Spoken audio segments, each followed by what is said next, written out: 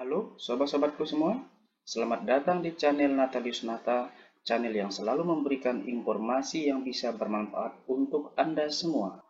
Pada video kali ini saya akan membagikan gambaran pertanyaan-pertanyaan pada soal UP PPG Guru tahun 2022. Seperti kita ketahui bersama bahwa banyak sekali mahasiswa PPG Guru tahun 2022 ini yang tidak lulus UKM BPG karena apa? Tidak mampu mengerjakan dan menjawab soal-soal pada saat UP. Sebagai contoh saya buktikan di sini. Ini adalah surat edaran tentang hasil uji kompetensi mahasiswa PPG UKM BPG Prodi 4 tahun 2022. Kalau kita melihat dalam surat edaran ini, ternyata banyak sekali mahasiswa-mahasiswa PPG yang tidak lulus dalam UKM PPG atau tidak lulus dalam UP. Nah, kita bisa melihat perbandingannya di sini. Ini adalah daftar yang lulus, ini daftar yang tidak lulus. Jadi memang sobat-sobatku semua, kita akan sulit sekali untuk bisa lulus UKM PPG jika kita tidak mampu menguasai dan menjawab soal-soal UP. Kebetulan di sini saya adalah salah satu peserta mahasiswa PPG yang sudah lulus UKM PPG yang dilaksanakan pada tanggal UP-nya 15 sampai 16 Oktober tahun 2022. Jadi di sini saya akan membagikan gambaran pertanyaan soal-soal yang saya hadapi, di mana soal-soal yang saya buat ini berdasarkan kisi-kisi resmi dan saya gabungkan dengan pertanyaan-pertanyaan yang saya temui saat UP. Semoga dengan video ini bisa membantu sobat-sobat guru semua untuk mempersiapkan diri menghadapi UP sehingga nanti juga bisa lulus dalam UKM BPG. Di video sebelumnya juga saya sudah membahas tentang tip untuk bisa lulus dalam UKIN Portofolio. Silahkan ditonton di video saya sebelumnya, apa yang harus dipersiapkan dan bagaimana cara kita menyiapkan diri dalam mengerjakan UKIN Portofolio. Sebelum lanjut, jangan lupa untuk subscribe, like, komentar, dan share video ini ya. Tapi pada video kali ini saya tidak memberikan jawabannya ya sobat-sobatku semua, karena jujur pada saat mengerjakan soal UP PPG Guru tahun 2022, saya tidak tahu mana jawaban yang pasti benar, tapi secara umum ya saya bisa lulus dan saya anggap ini bisa menjadi panduan atau gambaran untuk sobat-sobatku semua, karena kita ketahui bersama bahwa dalam pengumuman hasil UKM PPG kita juga tidak mengetahui berapa nilai kita, hanya keterangan bahwa kita itu lulus saja. Oke, yang pertama, ini adalah salah satu bentuk soal kompetensi guru ya. Salah satu contoh soal yang saya temui adalah seorang guru dalam melaksanakan tugasnya mampu memahami karakteristik peserta didik secara mendalam sehingga dapat menyelesaikan permasalahan yang dihadapi peserta didik tersebut. Hal ini merupakan kompetensi guru dalam bidang. Jadi di sini sobat-sobatku semua pertanyaannya meminta kita untuk menentukan ini adalah kompetensi guru dalam bidang apa. Karena guru di sini diminta mampu memahami karakteristik peserta didik secara mendalam sehingga dapat menyelesaikan permasalahan yang dihadapi peserta didik tersebut. Nah, kalau tidak salah di sini jawabannya itu kurang lebih adalah kompetensi yang pedagogik ya. Atau sobat-sobat guru semua bisa mencari sendiri perkiraan jawaban kalau menemukan pertanyaan yang seperti ini. Kemudian yang kedua, bentuk soal yang kedua juga masih sama. Ini adalah bentuk soal yang kompetensi guru juga. Pertanyaannya kurang lebih seperti ini. Dalam mengajar di dalam kelas, seorang guru harus membuktikan bahwa dirinya adalah seorang guru yang memiliki wibawa dan disiplin serta kerapian yang tinggi. Hal ini dilakukan agar ditiru oleh peserta didik. Kompetensi ini berkaitan dengan, ini sobat-sobatku semua mungkin juga sudah mengetahui ya. Kalau yang seperti ini jawabannya kira-kira kompetensi dalam bidang apa? Kebetulan kemarin saya menjawabnya adalah dalam bidang yang kepribadian. Kemudian juga saya minta sobat-sobatku semua untuk memahami juga bagaimana contoh-contoh kompetensi guru dalam bidang yang sosial seperti apa contohnya, dan yang profesional seperti apa juga contohnya. Kemudian yang berikutnya ada bentuk soal yang berupa masalah di dalam kelas. Nah, sebagai contoh di sini, pertanyaannya kurang lebih seperti ini ya, sobat-sobat guru semua. Setelah dilakukan penilaian harian, terdapat satu orang siswa memperoleh nilai yang tinggi. Ternyata setelah diselidiki, ternyata siswa tersebut melakukan kecurangan saat ulangan dengan mencontek buku. Sikap dan tindakan Anda sebagai guru terhadap siswa tersebut adalah.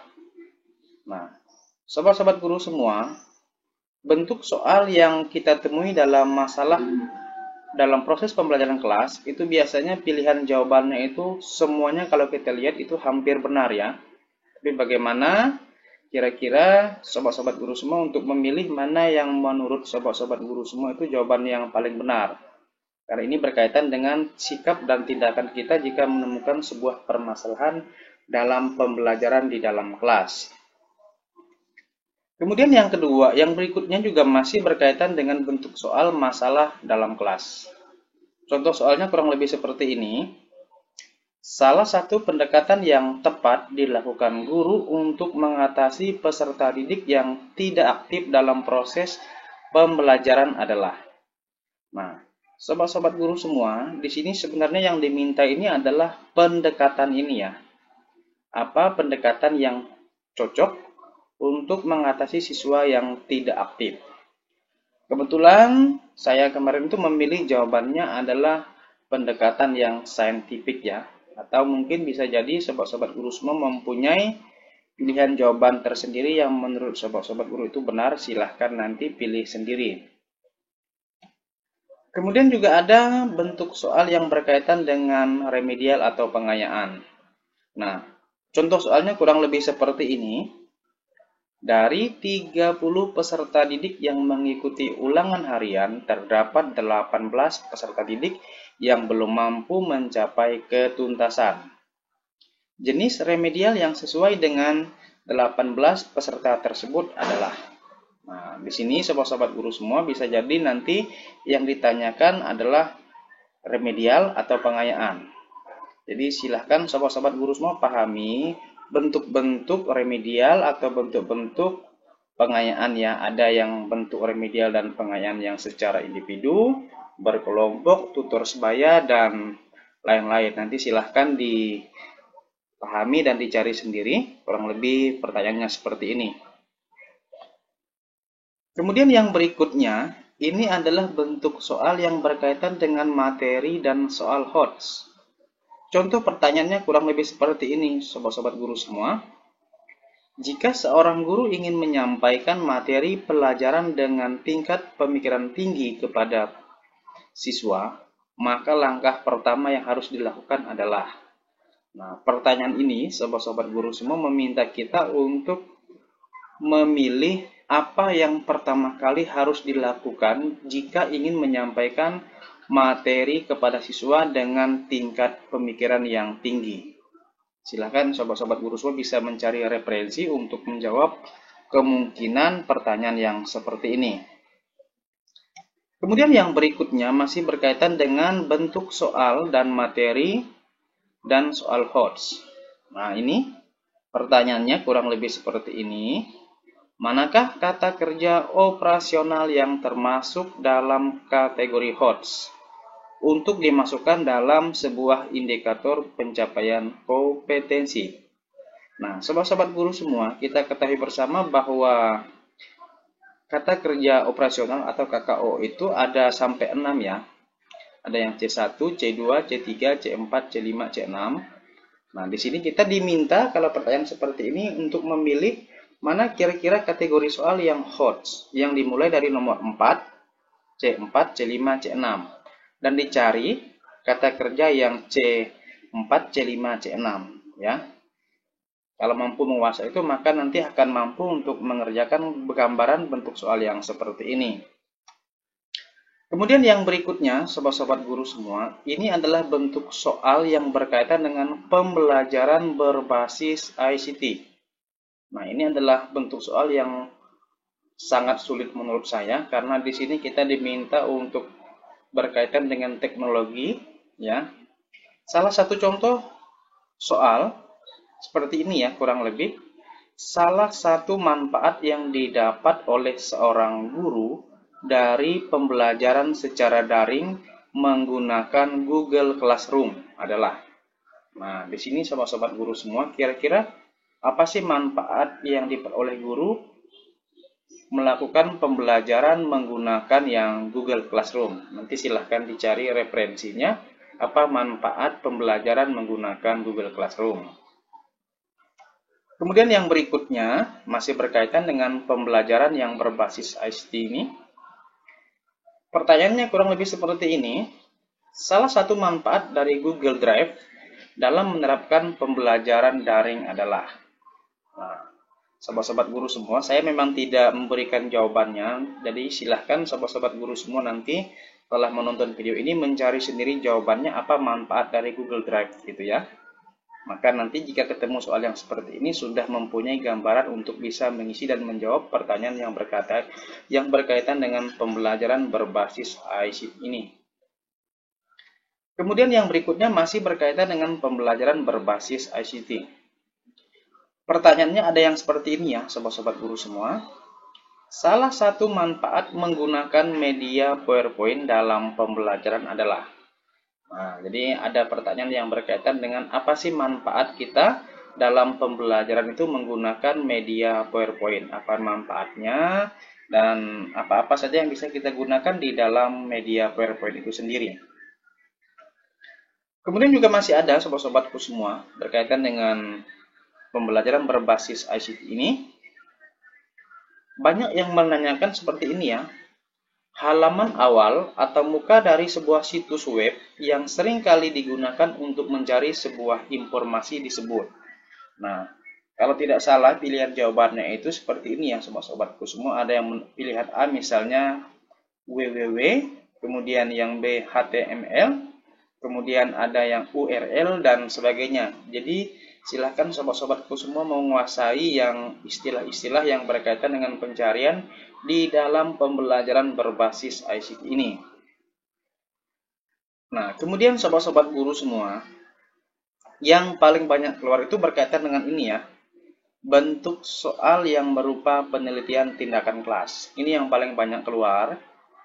Yang masih bisa saya ingat ada beberapa ini. Nah, yang pertama, pembuatan judul penelitian tindakan kelas itu harus memuat apa? Nah, sebagai contoh di sini kita ketahui bersama, judul penelitian tindakan kelas itu harus membuat masalah, kemudian solusi dari masalah itu, nama sekolah, tahun pelajaran, kemudian subjeknya kelas berapa, dan lain-lain. Nanti silahkan sobat-sobat guru semua cari seperti apa contoh judul dari sebuah penelitian tindakan kelas dan apa yang terdapat di dalam judul itu. Masih dalam penelitian tindakan kelas, ada pertanyaan yang seperti ini. Berdasarkan permasalahan dalam pembelajaran, maka rumusan yang tepat dalam sebuah penelitian tindakan kelas adalah. Nah, soal yang seperti ini, sobat-sobat guru semua, biasanya kita akan diberi sebuah ilustrasi permasalahan di dalam pembelajaran kelas. Nah, setelah kita mengamati permasalahan dalam pembelajaran itu, kita diminta untuk membuat rumusan masalah yang tepat. Nah, biasanya ini pilihan jawabannya kurang lebih ya. Silahkan nanti sobat-sobat guru semua belajar mencari referensi seperti apa rumusan masalah dalam penelitian tindakan kelas. Masih dalam soal penelitian tindakan kelas. Contoh soalnya seperti ini. Teknik pengumpulan data yang bisa digunakan peneliti untuk memperoleh data berupa perilaku siswa dalam penelitian tindakan kelas adalah. Nah, kemarin kalau tidak salah saya pilihannya ada yang observasi, ada yang wawancara, ada yang angket. Jadi silahkan nanti dicari ya. apa teknik pengumpulan yang bisa digunakan untuk mengetahui perilaku siswa? Nah, saya kemarin kalau tidak salah saya memilih yang bagian observasi ya. Jadi kalau menurut saya kalau yang menggunakan wawancara itu kurang tepat. Jadi saya kemarin memilih yang observasi. Kemudian yang berikutnya masih dalam bentuk soal yang penelitian tindakan kelas. Nah, ini yang kemarin juga saya temui, bahkan sesuai juga dengan kisi-kisi. Pertanyaannya seperti ini kurang lebih. Yang merupakan contoh judul penelitian tindakan kelas adalah. Jadi pilihan jawabannya itu nanti akan dilihat dari A sampai E. Mana dari pilihan itu yang merupakan sebuah judul penelitian tindakan kelas. Ini hampir sama dengan gambaran soal yang tadi juga saya sampaikan di awal ya. Bahwa judul penelitian kelas itu harus menampakkan di situ permasalahan, ada variabel, ada kelas, tahun, mata pelajaran, dan bidang studinya. Kemudian juga masih berkaitan dengan bentuk soal penelitian tindakan kelas. Pertanyaannya kurang lebih seperti ini. Manakah yang merupakan tujuan dari penelitian tindakan kelas? Kita ketahui bersama, sobat-sobat guru semua, bahwa tujuan penelitian tindakan kelas ini harus seimbang dan sesuai dengan rumusan masalah. Karena tujuan ini akan mengangkat dari rumusan masalah yang ada.